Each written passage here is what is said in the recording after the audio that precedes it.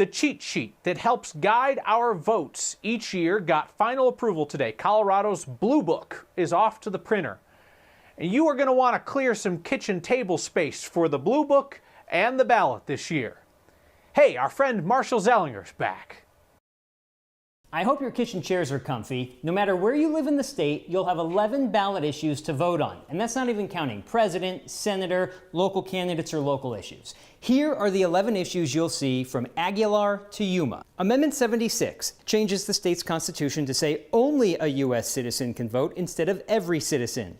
Amendment 77 allows voters in Blackhawk, Central City, and Cripple Creek to increase bet limits beyond $100 and allow additional types of games. Amendment B repeals the Gallagher Amendment. This deals with the assessment rate that determines your property tax. Repealing the Gallagher Amendment means the assessment rate will remain constant and not decrease, which means your property tax bill won't go down, but could also mean stable revenue for schools, police, fire, and libraries. Amendment C allows nonprofits to get a bingo raffle license in 3 years instead of 5. Proposition 113 is the national popular vote. Colorado's electoral votes would go to the presidential candidate who gets the most votes nationwide, but this wouldn't take effect until states totaling 270 or more electoral college votes agree to the compact.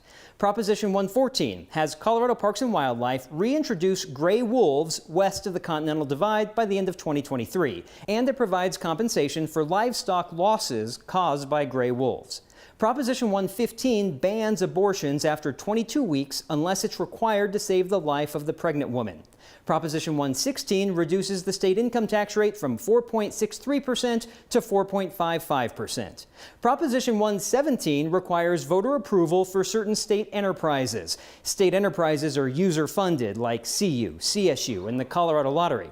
Money from enterprises are not included in the complicated budget calculation that determines how much the state can spend and how much, if any, needs to be refunded to us. Proposition 118 creates an insurance program for up to 12 weeks of paid family and medical leave starting in 2024. It would be paid for by employees and employers, splitting the premium 50-50 starting in 2023.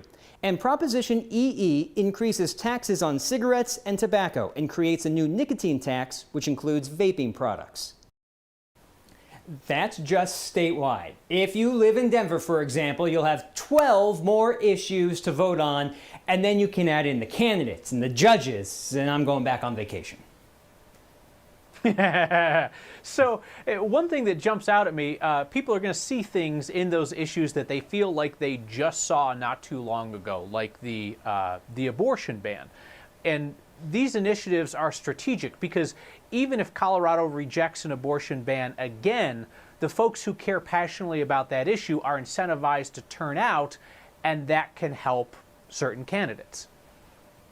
There's a lot of that plays into it. It depends on what year, who's on the ballot. As you mentioned, if you've got a presidential candidate or an endangered Senate candidate, you might need issues like this to encourage someone to vote. And since they've got their ballot out and they're going to vote on this issue, hey, there's a candidate I might want to vote on that I wouldn't have voted on otherwise.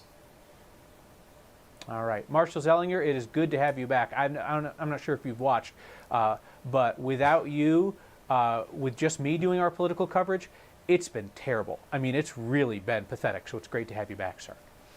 Hey,